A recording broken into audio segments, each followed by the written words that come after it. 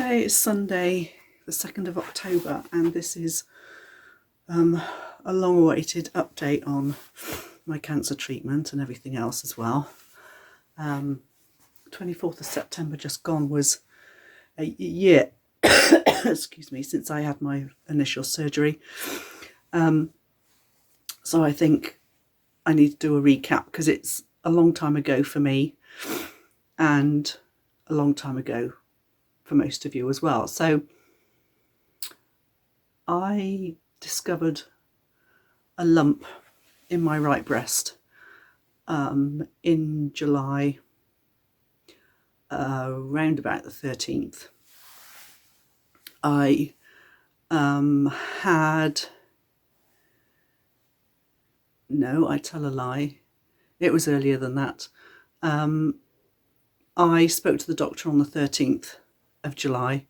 She referred me immediately to Southmead, and I had my biopsies on the 27th of July. That was mammogram times 2, one of which was for them to get a 3D image and ultrasound and biopsies. So I had my results on August the 10th. The diagnosis was HER2 positive, stage 1, grade 3. The tumour was about 13 millimetres, so it's considered small. But it also came with ductal carcinoma in situ, or what's shortened to DCIS. I immediately had to stop my HRT, which I've been taking for 4, possibly 5 years, in one form or another. And surgery was scheduled for the 24th of September, as I said. The pathology came back without clear margins all round, so I had to go back and have a second surgery on the 12th of October. Excuse me, I'm suffering with a really bad cold. I had to wait for all the healing to happen, and I started chemo on the 1st of December. So the first 3 rounds of chemo were epirubicin and cyclophosphamide. And the second 2 were docetaxel and trastuzumab or Herceptin. And I had to have 6 rounds in total, which was 18 weeks, 3 months.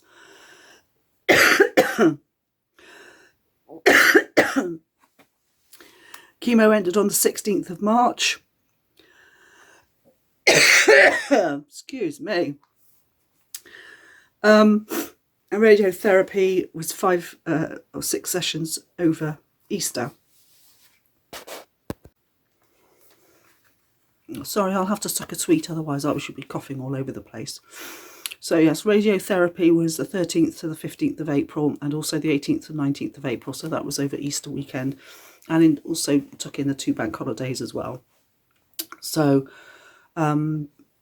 during chemotherapy I also had to inject myself for 7 days, once a day for 7 days, immediately after each chemo session, and that was to encourage the white blood cells to maintain my immune system. That seemed to work okay. I didn't actually get a huge amount of side effects. I think the worst was fatigue. This is not managing very well with the lighting, so let's just move around a little bit. That might work better. Also peripheral neuropathy, which meant that it felt as though I had rice in my shoes when I was walking, and also a lack of full sensation in my fingers, so that meant I had to stop the majority of my handicrafts, which was disappointing. My feet are not quite back to normal yet, but I've been assured that it can take up to a year for all the nerve endings to get back to normal, so we just go with the flow and hopefully it will sort itself out. I'm still having ongoing injections every 3 weeks of trastuzumab, or also known as Herceptin, which is used for the treatment of the type of breast cancer I had, which was HER2 positive.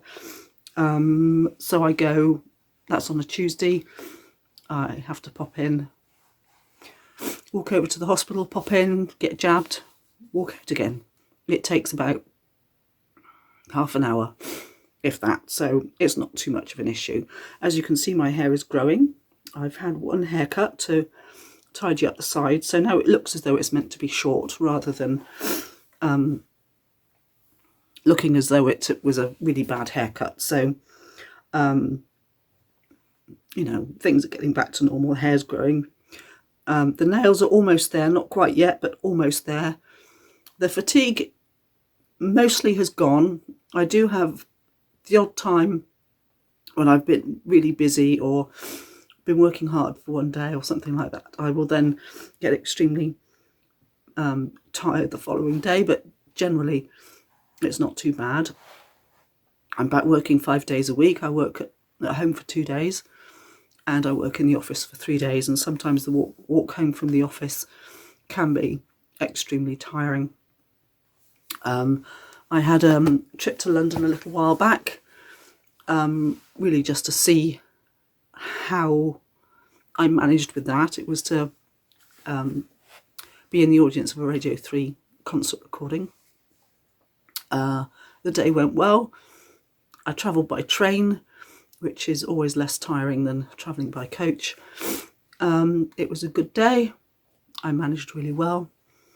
And so that really has helped me decide that I should be getting back to normal, planning things and embracing life again. The fact that I was able to work all through the worst of my treatment was brilliant, because it meant I had something else to concentrate on.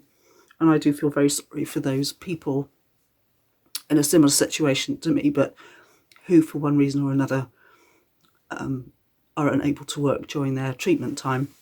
It means that that's the only thing maybe that they have to concentrate on, and I think it can become very much more of a mental health issue,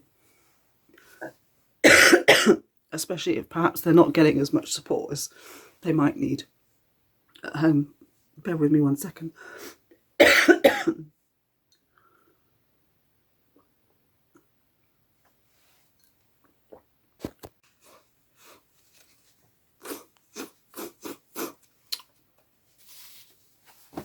So I've had this cold now since last Tuesday. It's now Sunday. Although I seem to be alive and kicking, I'm more alive than kicking. I no longer have a sore throat. My nose bungs up at night, so I'm not sleeping very well. And then it runs for most of the day. And now, of course, the cough has developed and I've been too much talking today. So that's aggravated my throat a bit. However, it is what it is. What more to say? I had a week away in Wales, camping for 2 nights in a hotel, a little place called Newquay. That was very nice. That was earlier in the summer. That was when the weather was extremely hot and it was really horrible in the tent. Although we had all the vents open, we just could not get any air. And so sleeping at night wasn't very good.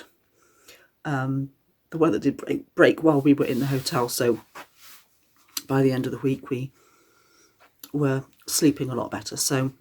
But that was really nice to get away and enjoy that time away. I went swimming in the sea a couple of times, which is always a bonus as well.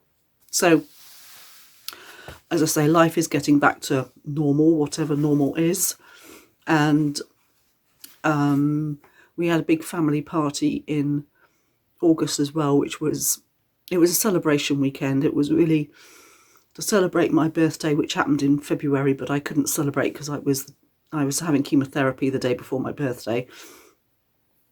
Also, the fact that I'd finished the worst of my treatment, celebrating my younger sister having moved house 2 years ago.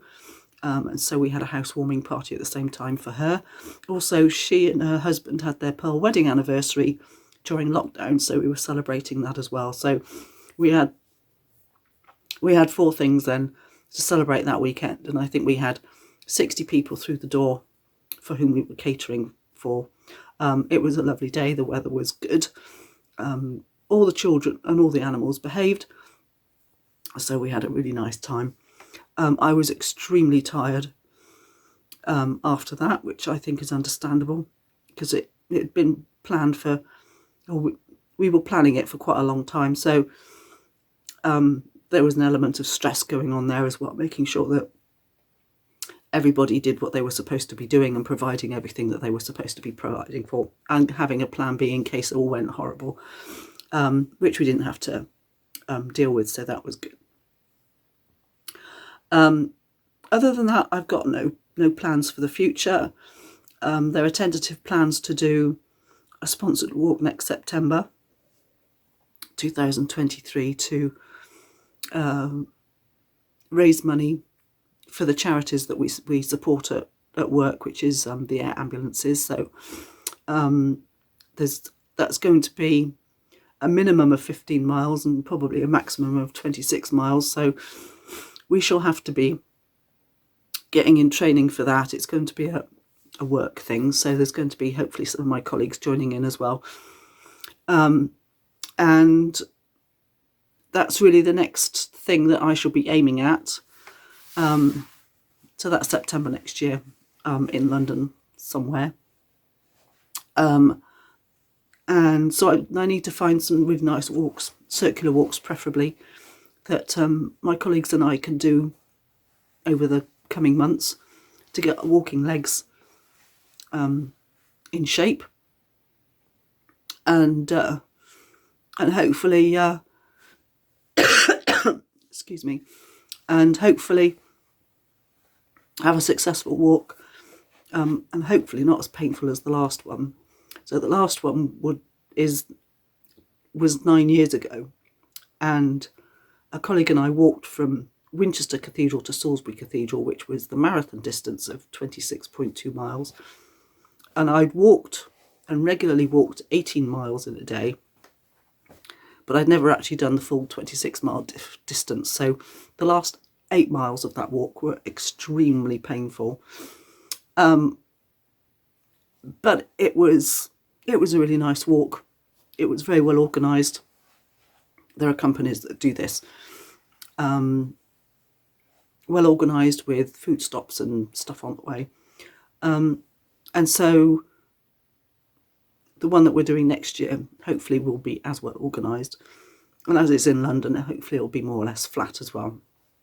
Whereas the one we did before was quite hilly in a number of places, which I'd only ever walked on flat, which was obviously a mistake. So I'm going to have to try and do some hills this next time in anticipation, but hoping there aren't going to be any hills. So that's really the only long-term plan I have at the moment. I've got no more holidays booked. I might see if I can just sneak away at some point, either before Christmas or early next spring, just to perhaps get some winter sunshine somewhere. Now, whether that's with my partner or whether it is on my own remains to be seen. We'll just have to play it by ear and see if I can persuade him to come with me.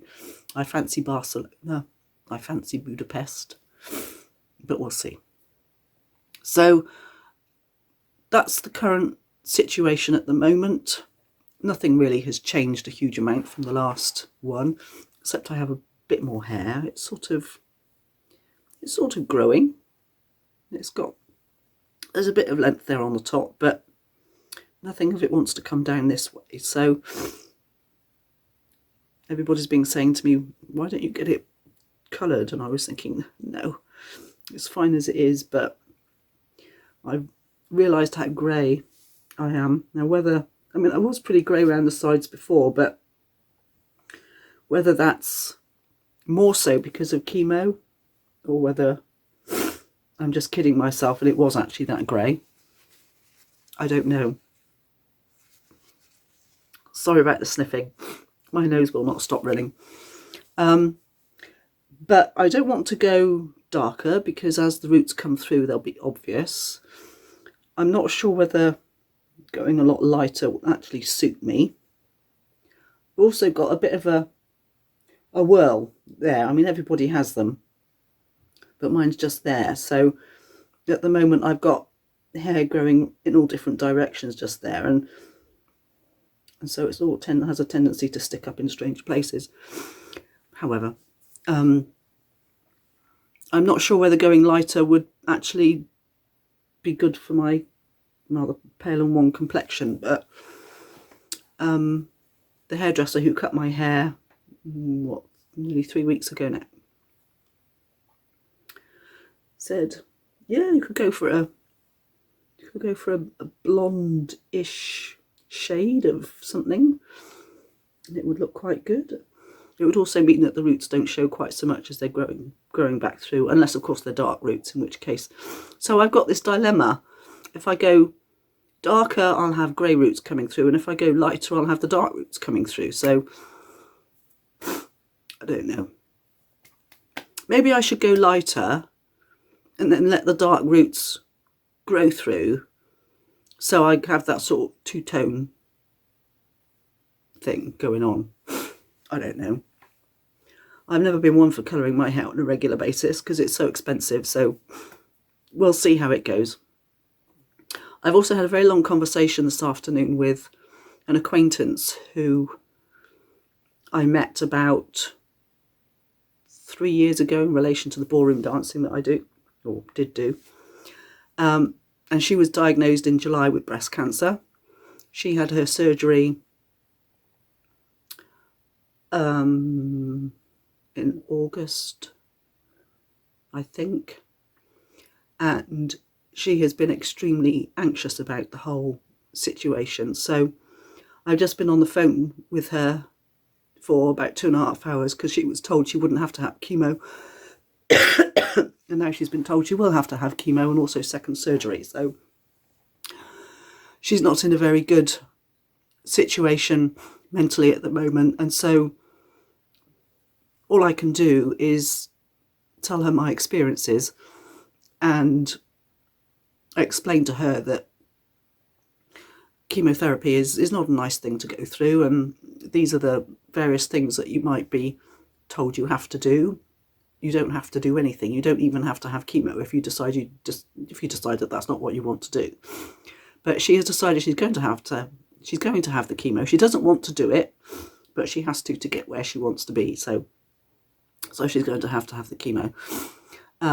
And so I was trying to explain to her everything that I was told about chemo, and also all my experiences that I have with chemo.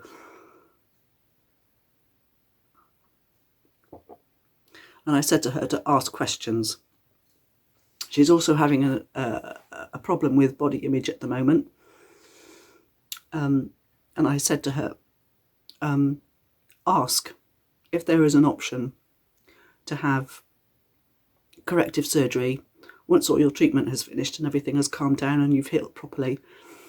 It's probably not something that the NHS particularly want women to ask for.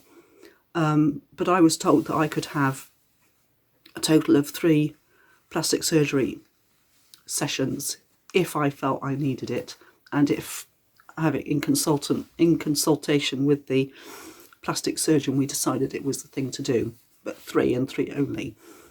And I was told that almost right from the beginning. In fact, all the information I had to make informed decisions about everything, I was given at the beginning of this whole process, and it was reiterated, and I asked the questions, and I always felt as though I was in complete control of everything that happened.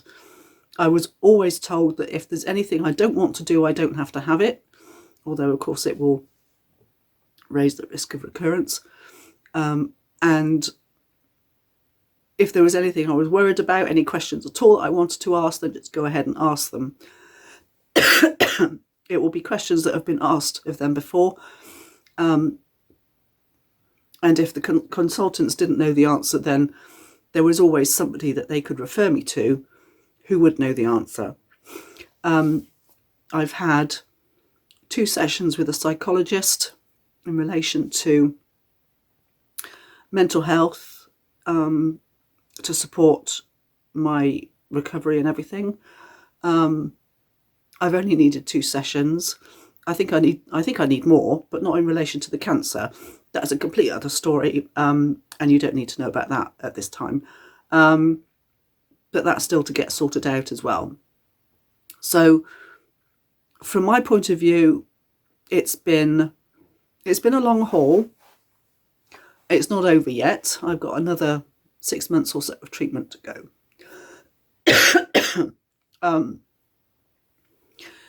But it's been, from my point of view, it's been a fairly positive experience. Right from the outset, when I found the lump, I knew in the back of my mind that we were probably looking at the worst case scenario. And my team of nurses, surgeons, consultants have oddly all been women. They've been very helpful. They've been very empathetic.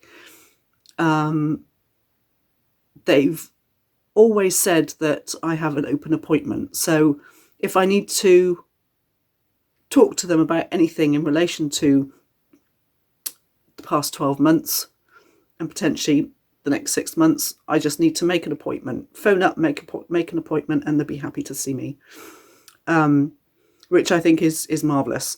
This acquaintance who lives in a different NHS area to me, I feel that she's not been given as much information as perhaps she needs.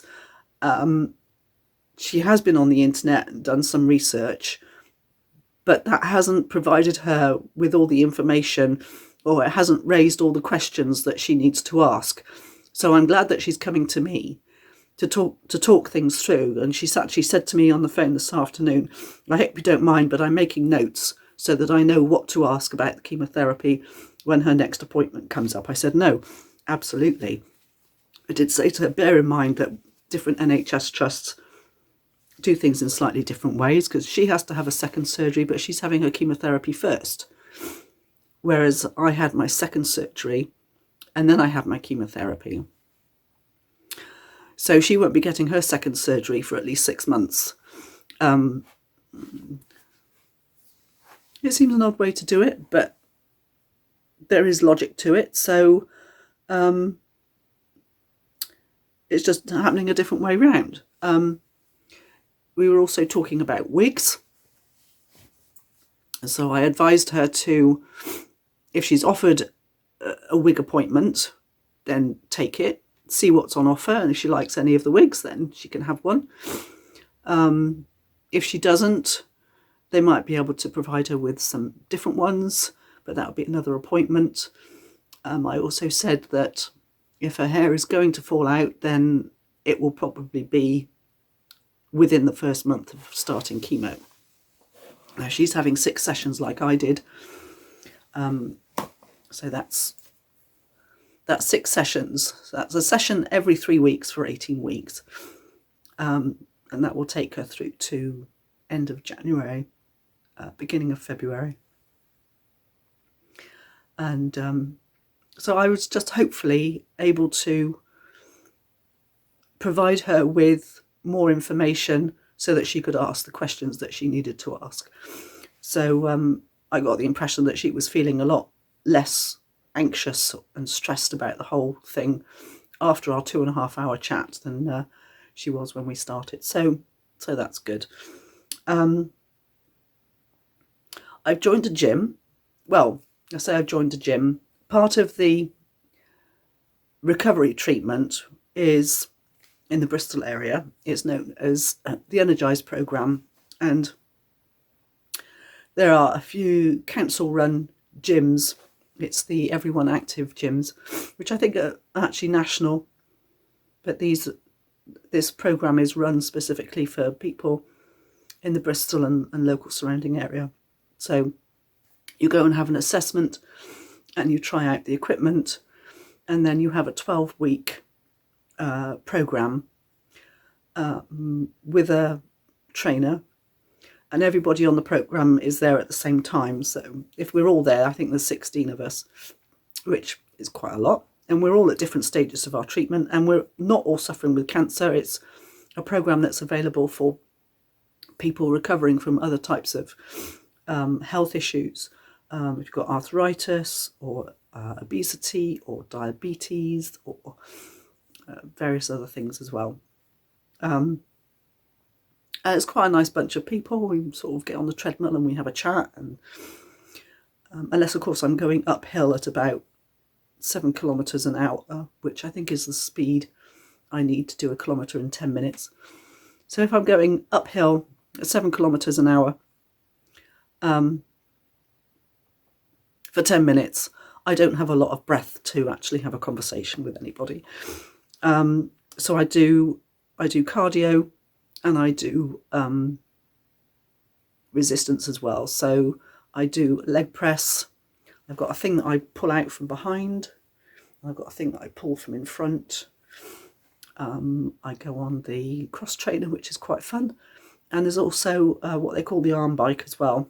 And that's really good for my shoulder, because I've got a lot of tightness across the upper part of my breast, which is a result of my surgery, which is actually not too bad at the moment, which is weird because I spent so much time in bed not doing anything this last week that I would have thought it would be quite tight, but it doesn't seem too bad. So that's a good thing.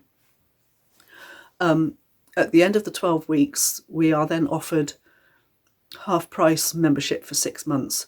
And what I'm going to try and do is get that transferred to my local gym, which is literally round the corner, and I can walk past it on my way home from work. And so the plan would be to go in there twice a week on my way home, say a Tuesday and Thursday, or a Monday and Wednesday, or Wednesday and Friday, or whatever, or Tuesday and Friday, and have one session as a general workout, if you like, continue what I've been doing. And then the other one would be perhaps Pilates or yoga or something else that's slightly more gentle. It's something I've been thinking I should do for quite a while, go to the gym on a regular basis, but this has just been the impetus I needed to actually think more seriously about it. So that's where we are at the moment. I think that's finishing in about 3 weeks, 3 or 4 weeks. And then we'll see where we go from there. And that's about it, really. I'm hoping to get back into the office 5 days a week by the end of the year. I was hoping it was going to be before winter set in, but I don't think that's going to happen. I just find the walk home very, very tiring at the moment, and I just need those few extra weeks to increase my fitness, and get my energy levels back up to where they were beforehand, which seems to be taking forever. But I suppose I have to think about what my body's been through. I mean, not only have I had 2 surgeries and 2 anaesthetics, I've had all this poison and stuff put into my body, which is still ongoing, although the injections that I have every 3 weeks, I don't think I'm having side effects, but one of the side effects can be fatigue. So it may be that that's the reason why I'm still finding walking home difficult at the moment. Still, that finishes in April next year. Hopefully I'll be back in the office full time before then. And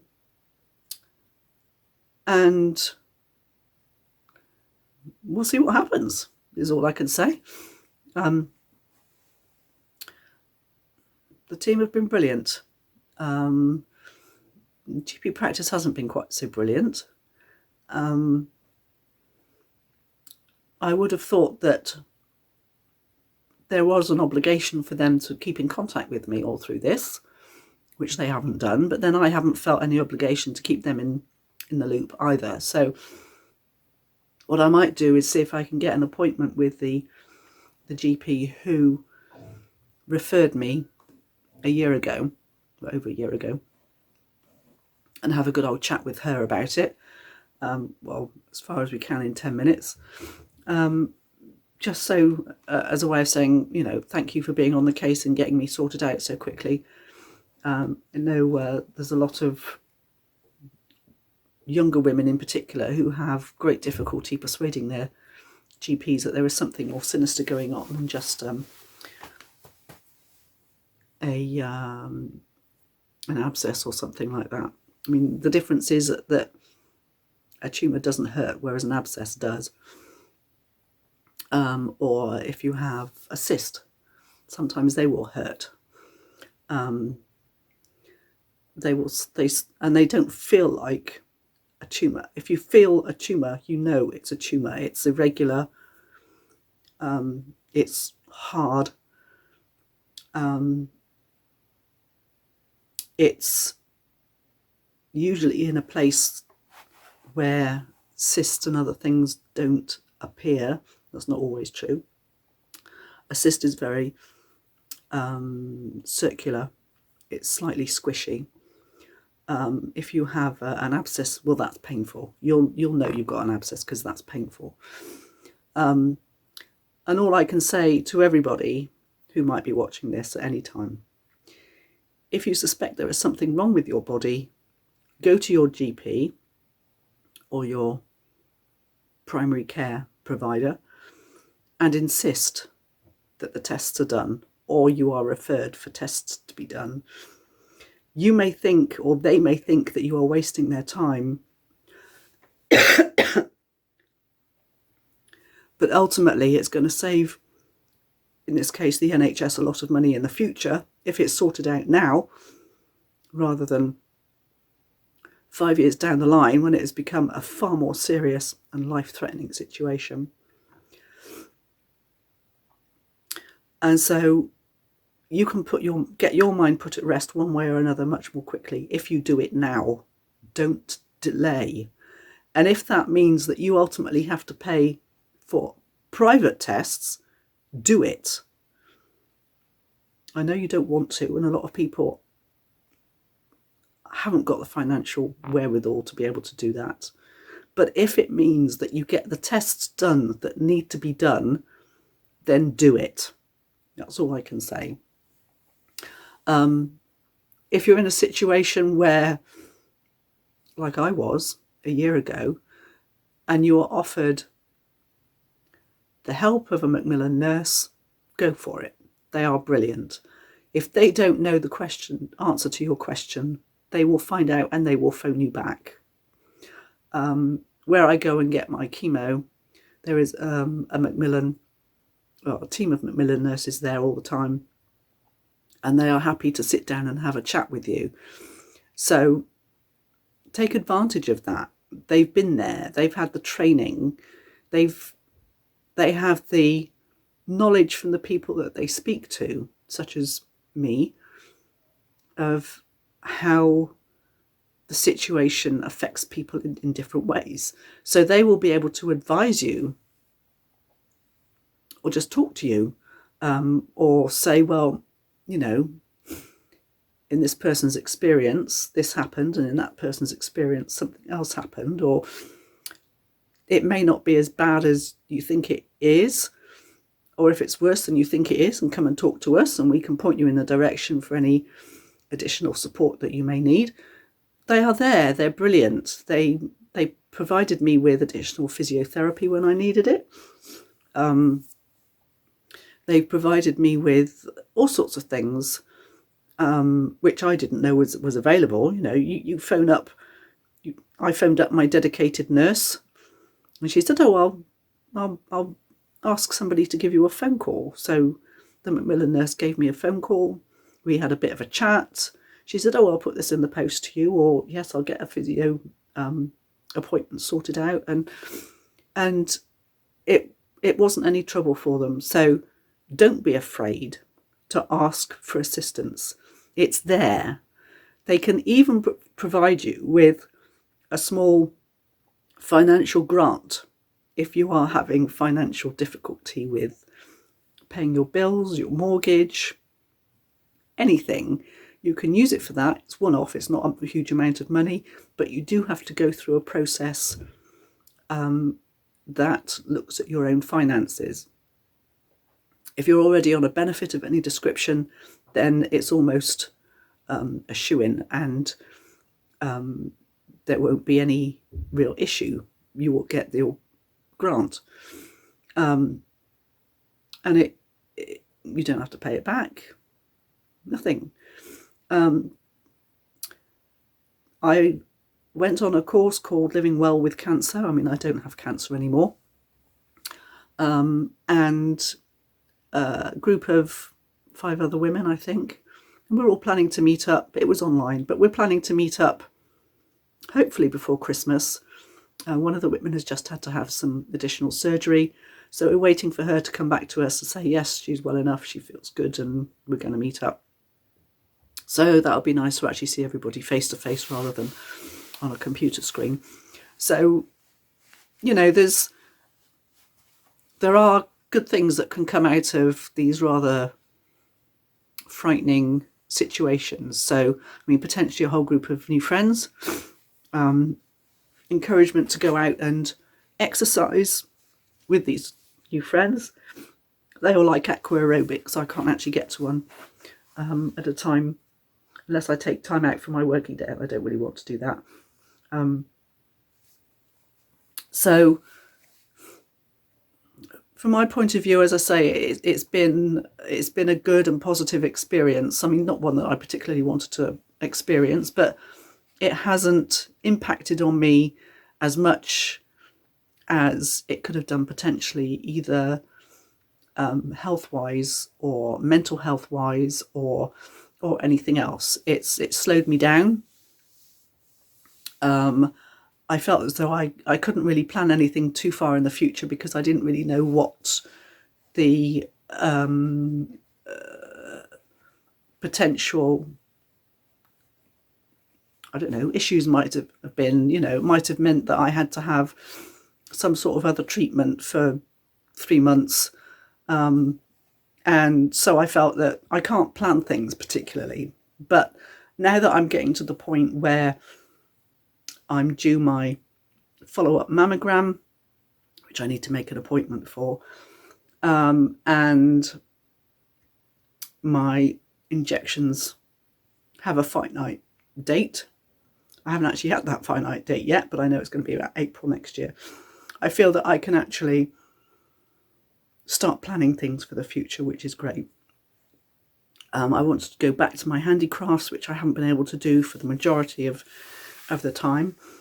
I want to get back to walking again, which again I haven't been able to do for the best part of 2 years, what with COVID and everything else as well. So I think things are actually looking on the up, looking positive. I don't think there's a great deal more to say. As ever, if you're interested, if you like, then like this video. If you want to subscribe, you can. Videos will be very intermittent. And also don't forget, if you want to subscribe and then know when I post more videos, then you'll have to do the bell thing at the bottom as well. I'm going to put this video in I can't think what the word is.